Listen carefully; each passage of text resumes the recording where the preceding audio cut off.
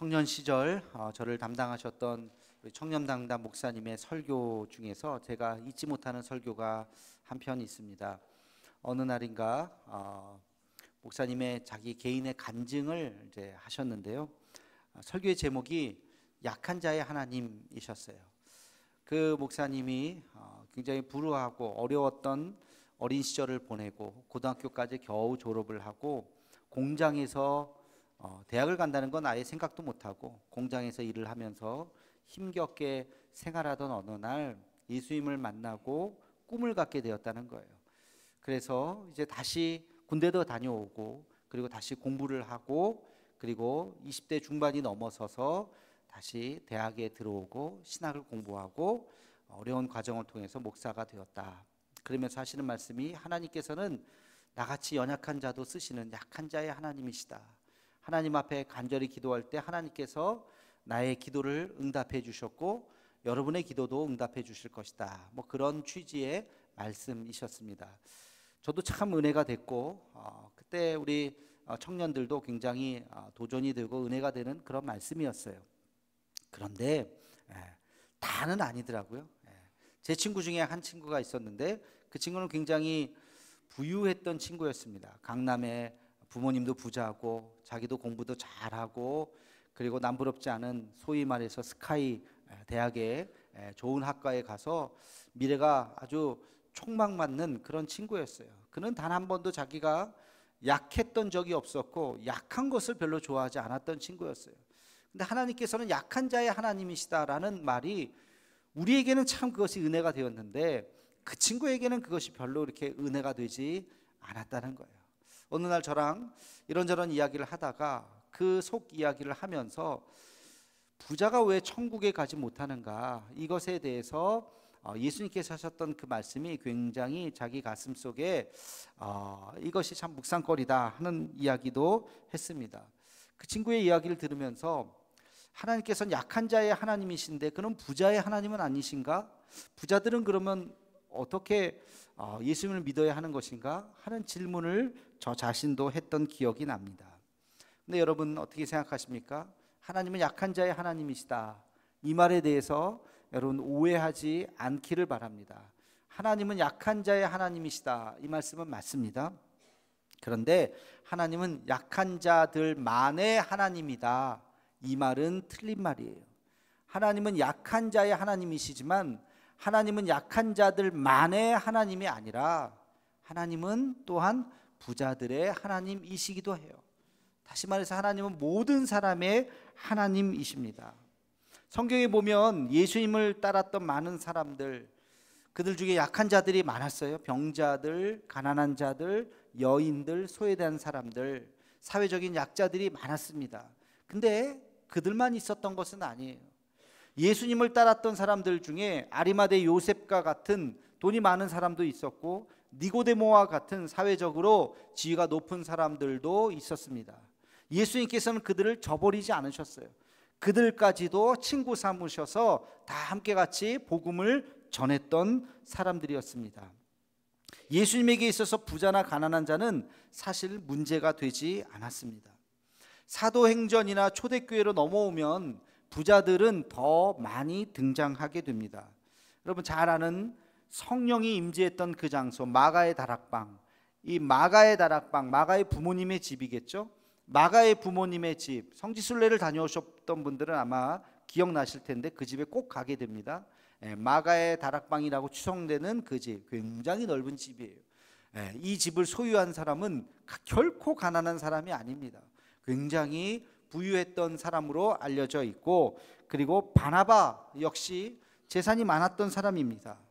자주장사 루디아, 빌립보 교회를 세웠던 자주장사 루디아는 굉장히 거상입니다. 아주 큰 사업을 했던 사람이고 브리스길라와 아굴라 초대교회에 아주 헌신적인 이 두 부부도 재산이 결코 적지 않았던 사람입니다. 그러니까 초대교회에 가난한 사람들만 있었던 것이 아니에요. 부자들도 있었습니다. 다시 말하면 하나님 안에서 부자나 가난한 자나 차별이 없었다는 것이에요. 그러면 오늘 우리의 질문, 약한 자의 하나님, 이 말의 뜻이 어떤 뜻인가? 우리는 다시 한번 이 말씀을 가슴에 잘 새겨야 할 것입니다. 자, 먼저 약한 자의 하나님이라고 하는 이 말씀은 하나님은 약한 자를 멸시하지 않으신다는 뜻입니다. 하나님은 약한 자를 멸시하지 않으신다. 여러분, 이 말씀을 꼭 기억하시기 바랍니다. 여러분, 이 말씀을 이 시대에 제가 다시 한번 강조해야 되는 이유가 있어요. 왜일까요? 세상은 약한 자를 멸시하기 때문에 그렇습니다. 세상은 약한 자를 멸시해요. 약한 자, 가난한 자, 돈 없는 자, 권력이 없는 자를 무시하고 업신여기게 될 때, 그렇게 느낄 때가 많죠. 그래서 우리는 농담처럼 사람들과 대화하면서 이런 말을 합니다. 억울하면 부자가 돼. 억울하면 성공해. 농담인 줄 알면서도 농담 같지 않은 뼈가 있는 이야기들을 우리도 주고받는 것을 우리가 기억하게 돼요. 억울하면 부자가 되라. 이 말씀은 뭐죠? 세상은 성공하라고 이야기해요. 성공해야 너가 무시당하지 않아. 성공해야 사람들이 너를 멸시하지 않아. 그렇게 이야기하는 것 같아요. 그러나 성경의 가치는 그렇지 않죠. 하나님 나라는 결코 그렇지 않습니다. 하나님 나라는 약한 자를 멸하지 않습니다. 하나님은 약한 자를 꺼져가는 등불도 끄지 않으시는 분이 우리 하나님이신 줄로 믿습니다. 하나님은 약한 자를 보호하시고, 그리고 그들을 긍휼히 여기시고 그들을 싸매어 주시는 분이 우리 하나님이신 줄로 믿습니다. 그들이 약해진 것 그들 탓일까요? 여러분, 그들이 가난해진 것 그들 탓일까요? 여러분, 가난한 나라의 난민들, 먹을 것이 없이 굶주린 아프리카라든지 그런 사람들 보면 참 불쌍한데 그들 탓입니까? 그들이 그 나라에 태어나고 싶어서 태어났나요? 여러분들 대단한 일을 하셔서 대한민국이라고 하는 좋은 나라에 태어나셨나요? 아니잖아요. 우리가 태어난 것 우리의 선택이 아니었어요. 태어나 보니까 감사하게도 우리는 이렇게 좋은 나라에 태어난 것이고, 그들은 태어나니까 안타깝게도 그렇게 가난한 나라에 태어나서 하루에 3끼는커녕 2끼는커녕 한 끼도 제대로 먹지 못하는 나라에서 태어나고, 어떤 사람들은 난민이 되어서 이 나라 저 나라 떠돌면서 살아가는 사람들도 있다는 것이죠. 그들 탓이 아니에요. 제가 기억하는 한 가정이 있어요. 지적 장애를 가진 한 가정이었습니다. 제가 예전에 있었던 그 교회는 큰 교회였는데, 특별히 그 교회가 자랑스러운 일은 뭐냐면 장애인 사역이 아주 잘 됐어요.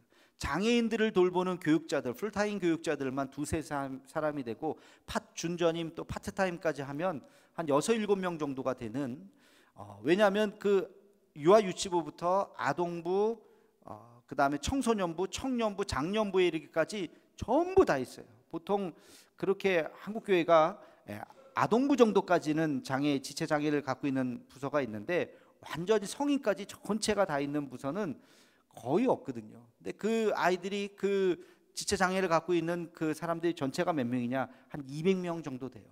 그리고 그 가족들, 부모 형제들이 같이 교회를 나오니까 그 장애인 가족들이 한 1000명 정도 나오는 그런 교회였어요.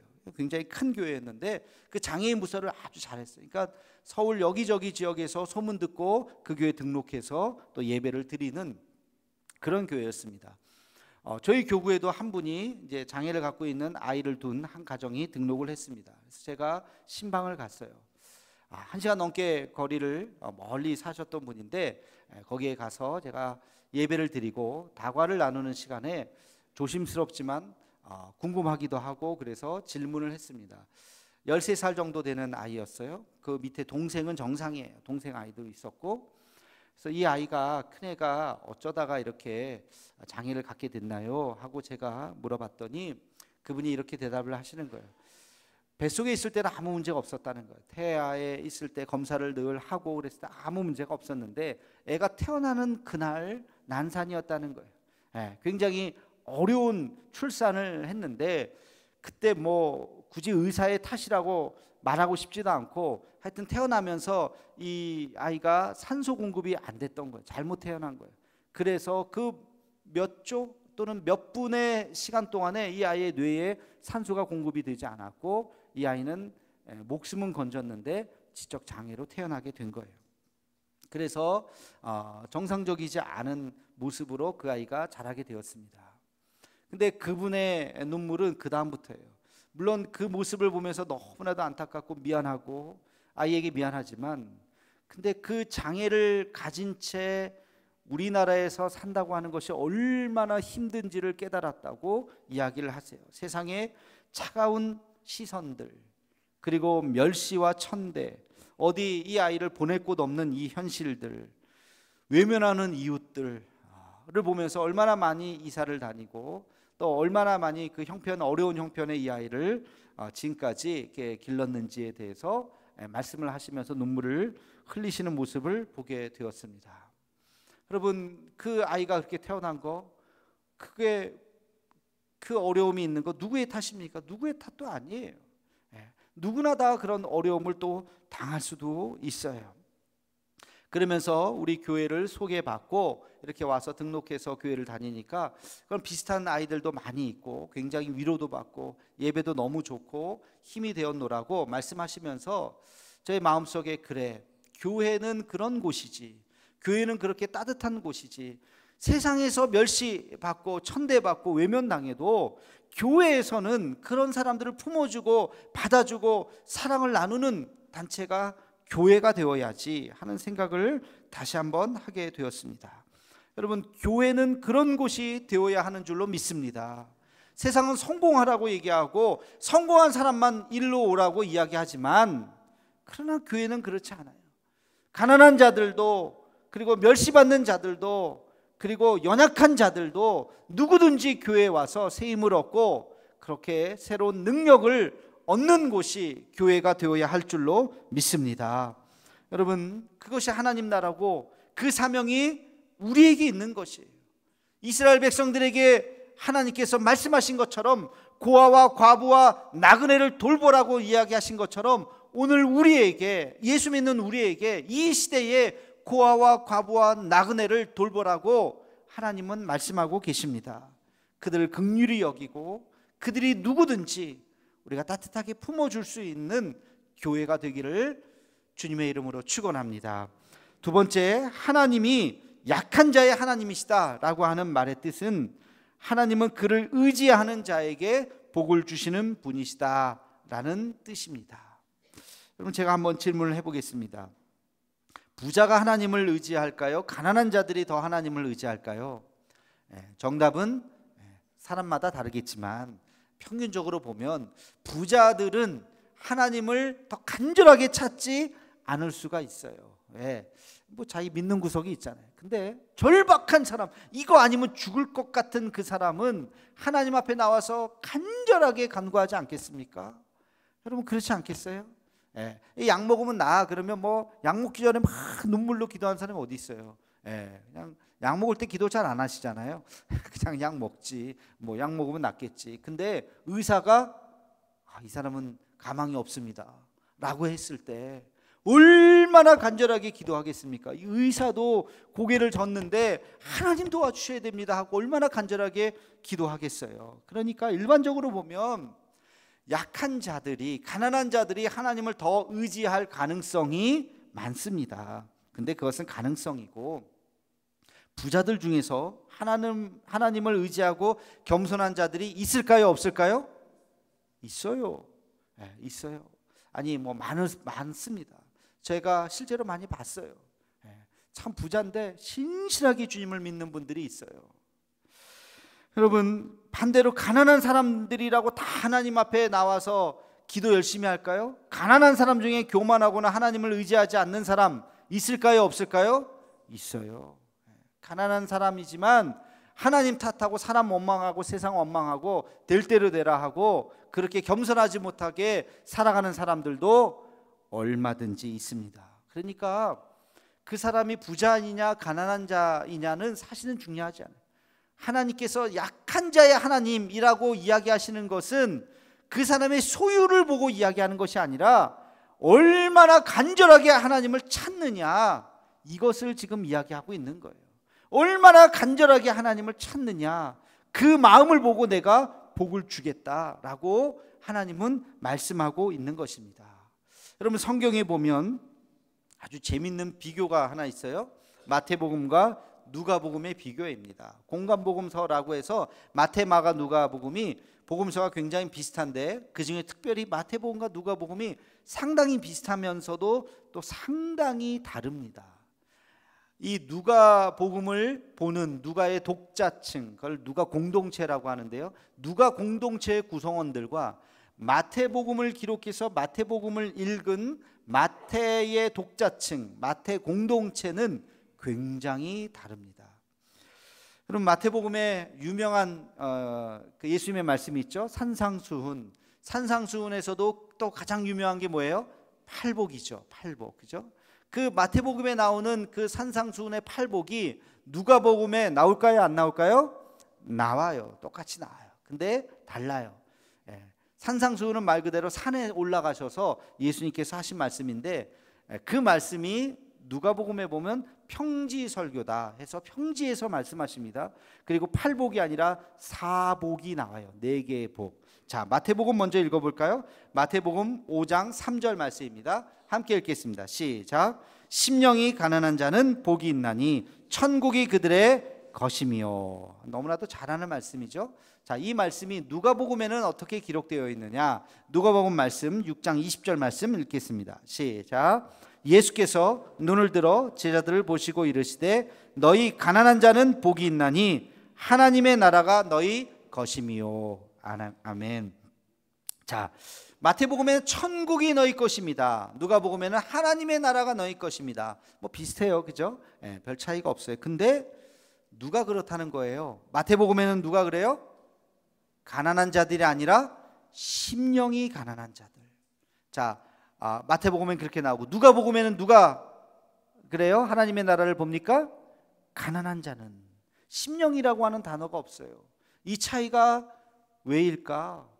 누가의 공동체는요, 누가복음을 읽는 누가의 공동체는 굉장히 가난한 자들이 많았어요. 소외받은 자들, 이방인들, 여인들, 가난한 자들이 많았어요. 그래서 마태복음에는 달란트의 비유가 나오지만 그 달란트가 누가복음에 똑같은 이야기가 문화의 비유라고 나와요. 문화는 굉장히 작은 돈의 액수예요. 달란트는 굉장히 큰 돈의 액수예요. 제가 여러분들에게 이제 예를 들 때 어떤 사람의 한 달 용돈이 10만 원이었어요. 이렇게 들으면 어떻게 생각하세요? 굉장히 친근해집니까? 어떤 사람은 한 달 용돈이요, 한 3천만 원이었대요. 그러면 야, 그런 사람이 있어? 그 정도 다 갖고 계시죠? 한 달 용돈. 그럼 체감이 안 돼요. 마태복음은 마치 마태의 공동체는 상당히 부유했던 공동체예요. 그리고 아주 유대인들 중에서 잘 사는 사람들이 많이 있었던. 그렇기 때문에 이 두 개의 말씀이 다른 겁니다. 만약에 누가 마태복음에서 가난한 자는 복이 있나니 라고 했을 때 부자들의 마음이 불편하지 않았겠습니까? 나는 부자인데 가난한 자가 복이 있으면 그럼 나는 복이 없나? 아까 얘기했던 제 친구, 어떤 친구처럼 그렇게 받아들일 수가 있었을 거예요. 그래서 마태복음에서는 심령이 가난한 자는 복이 있다라고 예수님의 의도를 정확하게 쓴 거예요. 심령이라고 하는 단어를 그대로 넣은 거죠. 그러면 그 말씀을 받아들였다면 마태 공동체는 다 은혜가 됐을 거예요. 그래, 나는 물질적으로 풍요하지만 내 마음은 여전히 가난해. 하나님 앞에서 가난해. 여전히 갈급해 하면서 하나님 앞에 엎드릴 수 있었다는 거죠. 근데 누가 공동체는 다 가난해. 어차피 다 가난해. 그러니까 가난한 자는 복이 있다라고 이야기해도 시험 드는 사람이 없어요. 다 그 말씀에 은혜가 되는 거예요. 이 두 말씀의 차이가 그런 거죠. 여러분, 이 예수님의 말씀의 의도가 무엇인지를 알아야 돼요. 예수님의 말씀은 돈이 있고 적고의 문제가 아니라 우리가 하나님 앞에서 얼마나 더 갈급하게 나오느냐, 얼마나 하나님 앞에 간절한 마음으로 겸손히 하나님 앞에 나오느냐, 하나님은 그것을 보신다는 것입니다. 여러분, 부자이십니까? 가난하십니까? 부자도 계실 수도 있고 가난한 자들도 있을 수도 있어요. 그러나 그것은 중요하지 않아요.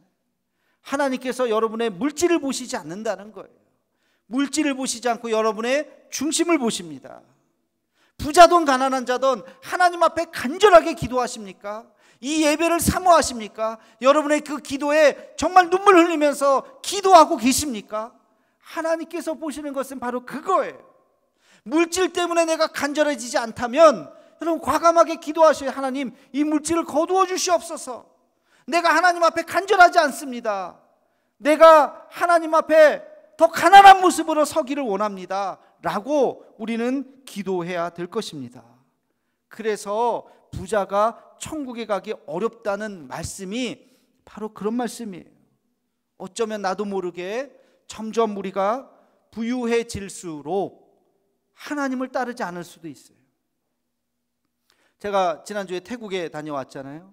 태국에 가서 그 태국의 목회자들에게 한국 교회에 대한 이야기, 과거에 어떻게 왜 부흥을 했고 부흥의 계기가 무엇이고 그리고 오늘날 어떤 모습인지에 대해서 쭉 첫 번째 강의에 그런 이야기를 같이 나눴는데, 그날 많은 사람들이 왔는데 이제 자기소개를 하면서 이야기를 이제 제가 통역해서 이야기를 들어보니까 2시간 3시간 거리에서 뭐 자가용이 있습니까? 그들이 대중교통 이용해가지고 와서 앉아있는 분들이 꽤 많이 있더라고요. 굉장히 사모하는 모습으로. 그러면서 그들의 모습을 보니까 우리나라 70년대 80년대 모습인 것 같아요. 굉장히 사모하는 마음으로 조는 사람 하나 없이 눈 반짝반짝거리면서 열심히 적으면서 그렇게 수업에 경청했던 그들의 모습을 보게 되었어요. 근데 어느덧 우리나라는 잘 살게 되었잖아요. 전 세계에 손에 꼽는 나라가 되었잖아요. 그러니까 편안해지니까 간절함이 없어요. 기도에 눈물이 없어요. 눈물이 말라요. 그리고 부르짖지 않습니다. 더 이상. 그래서 제가 그 얘기를 했어요. 우리 한국교회가 예전만큼 모이지 않는다. 예전엔 정말 열심히 모였는데, 여러분 기억나시지 않나요? 80년대, 90년대까지만이라도 굉장히 열심히 우리가 정말 모였는데 지금은 그렇지 않다. 너무 잘 살려고 하지 마라. 잘 사는 것이 오히려 독이 될 수 있다. 제가 그런 말씀을 함께 같이 나눴습니다. 여러분, 물론 소유는 중요하지 않아요. 부자들 중에서도 겸손하게 하나님 앞에 나아가는 분 얼마든지 있습니다. 그러나 우리는 다시 한번 우리 자신을 되돌아보아야 합니다. 내가 하나님 앞에 이 간절한 마음이 있는가? 하나님을 의지하는 마음이 있는가? 혹시 세상의 물질 때문에 내가 하나님 앞에 갈급함이 사라지고 있는 것은 아닌가? 우리 자신을 다시 한번 되돌아보고 겸손히 하나님을 의지할 수 있는 우리 모두가 되기를 주님의 이름으로 축원합니다. 세 번째, 약한 자의 하나님이라고 하는 것은 우리가 약한 것을 극복할 때 위대한 사람이 될 수 있다는 것을 뜻하는 말씀입니다. 위대한 선교사님인 허드슨 테일러라고 하는 분이 있어요. 여러분, 허드슨 테일러는 꼭 기억했으면 좋겠어요. 우리 현대 선교의 아버지이고 19세기 선교의 시대를 열었던 분이 허드슨 테일러, 인도의 선교사님이신데, 그가 이런 말을 남겼습니다. 모든 하나님의 거인들은 약한 사람들이었다. 모든 하나님의 거인들은 약한 사람들이었다. 처음 시작은 다 약했다는 거예요. 처음부터 강한 사람이 어디 있겠습니까? 다 약하게 연약하게 시작했던 거예요. 그러나 그 어려움을 이겨내고 또 극복하면서 그는 하나님의 사람으로 점점 성장할 수 있었다는 것이죠. 아브라함도, 모세도, 여호수아도, 다윗도, 여러분 위대한 성경에 나오는 사람들 한 명 한 명 생각해 보십시오. 신약의 베드로도 마찬가지죠. 그리고 바울도 마찬가지 아닙니까? 사울이었던 시절이 있었잖아요. 그 어렵고 그 연약했던 시절, 그러나 그것을 극복하면서 위대한 하나님의 종이 될 수 있었던 것입니다. 매기 효과라는 말 들어보셨을 거예요. 매기 효과. 노르웨이의 한 어부가 먼 곳까지 그 정어리를 이동을 시키는데 그 물고기가 다 죽어버리는 거예요. 그리고 힘이 없는 거예요. 그래서 이걸 어떻게 살릴 수 있는 방법이 없을까? 그래서 그 어항 속에 이제 메기 한 마리를 넣은 거죠. 메기가 정어리를 막 잡아먹으려고 하니까 정어리들이 막 도망다니면서 더 건강해졌다는 거예요. 그래서 며칠 동안 배를 타고 와도 죽지 않고 싱싱한 정어리를 만들 수 있었다는 이야기에서 나온 이야기, 메기 효과 들어보셨을 텐데요. 여러분, 이 메기 효과의 스토리가 주는 교훈이 뭔가요? 고난과 역경과 아픔, 이것도 우리에게 때로는 큰 덕이 될 수 있다. 우리에게 꼭 필요한 요소가 될 수 있다는 거예요. 매기는 우리를 힘들게 합니다. 그러나 매기 때문에 우리는 더 강해질 수 있다는 거죠. 우리 인생이라고 하는 것을 한번 생각해 보면 다 그런 것 같습니다. 다 좋은 것도 없고 다 나쁜 것도 없어요. 너무 좋다고 좋아하지 마시기 바랍니다. 언제 그것 때문에 더 안 좋아질 수도 있어요. 또 실패했다고 너무 실망하지 마시기 바랍니다. 그것 때문에 더 위대한 삶을 살 수도 있는 것입니다. 문제는 내가 그것을 어떻게 받아들이느냐. 잘 나갈 때, 성공했을 때 더 겸손해야 되고, 어려움이 왔을 때 인내하면서 이것을 내 삶의 귀한 자양분으로 삼을 수 있는 그 마음의 자세가 더 중요한 것이죠. 신명기서는 이제 이스라엘 백성들에게 그것을 말합니다. 모세를 통해서 너희들은 이제 가나안 땅으로, 약속의 땅으로 들어가게 될 것이다. 그러나 거기서 너희가 만나게 되는 약한 자들이 있을 것이다. 고아와 과부와 나그네. 여러분, 나그네는 누구죠? 이방인들을 이야기해요. 그 땅에 있는 이방인들을 멸하지 말아라. 그들을 굶겨 죽이지 말아라. 그들에게 먹을 것을 줘라. 그들을 환대해라. 고아와 과부처럼 그 먹을 것이 없는 그들을 잘 보살펴 주라. 내가 너희를 그렇게 했던 것처럼 너희도 그렇게 해야 된다. 그것이 하나님의 말씀이다 라고 지금 이야기하고 있습니다. 하나님께서는 나그네 되었던 이스라엘 백성들을 잘 보살펴서 여기까지 인도하셨죠. 그리고 마지막 당부를 하는 거예요. 가나안 땅에서 너희도 그렇게 살아야 된다. 그 사랑을 전하면서 살아야 된다. 오늘 우리에게 주시는 말씀입니다. 여러분, 우리도 그런 삶을 살아야 돼요. 여기에 우리의 사명이 있는 거죠. 우리가 여기 왜 모이셨습니까? 대두교회라고 하는 이름으로 왜 모이셨습니까? 우리가 모여서 무엇을 하기 위해서? 위로는 하나님 앞에 예배드리기 위해서, 그리고 우리 주변을 살펴서 어려운 이웃들, 소외당한 자들, 힘들어하는 자들의 그런 손을 잡아주고, 그리고 복음을 땅끝까지 전하며 어렵고 힘들어하는 사람들 지금도 굉장히 많습니다. 그들과 함께 같이 손잡고 주의 복음을 전하는 일에 쓰임받을 수 있는 저와 여러분의 삶이 되기를 주님의 이름으로 축원합니다. 기도하겠습니다. 사랑의 하나님, 이스라엘 백성들이 연약했을 때 그들과 함께 하셨던 것처럼 이스라엘 백성들에게 지금 너희 앞에 있는 연약한 자들과 함께 하라고 말씀하십니다. 하나님은 약한 자의 하나님이시고 하나님은 간절히 부르짖는 자의 하나님이신 줄로 믿습니다. 하나님, 우리가 주님을 더 의지하게 하여 주옵시며 힘들고 연약할지라도 주님을 의지할 때 이 어려움으로 인하여, 이 고난으로 인하여 우리가 더 큰 하나님의 백성이 될 줄로 믿습니다. 이 사명을 잘 감당해 나아갈 수 있는 우리 대도의 가족들 되게 하여 주시옵소서. 예수님의 이름으로 기도하옵나이다. 아멘.